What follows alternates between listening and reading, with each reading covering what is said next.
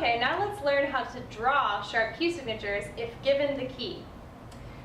Let's pretend that I ask you to draw the key signature for the key of A.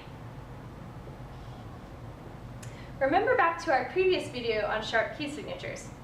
To figure out the key, if given the key signature, you go all the way to your last sharp on the right and up a letter name. So that means that the letter name is a step above the last sharp to the right. So what letter name is right below A in the musical alphabet? G. So that means that our very last sharp on the right is G sharp.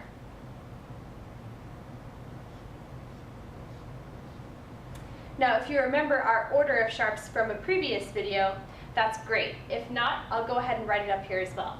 So the order of sharps for key signatures is F, C, G, D, A, E, B. So we'll use this to help us figure out the rest of the key signature. So we know that our last sharp to the right is G here. So that means that we have to fill in the rest of our sharps. So the other sharps that we have to add are C and F.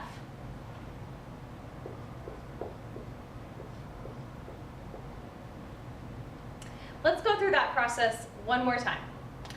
So we know from our previous video that figuring out a sharp key signature requires you to go to the last sharp on the right and up one letter name. So if I give you the letter name, you have to go down a letter name, and whatever that is your last sharp on the right. So one letter name down from A is G, and that's how we got our G sharp.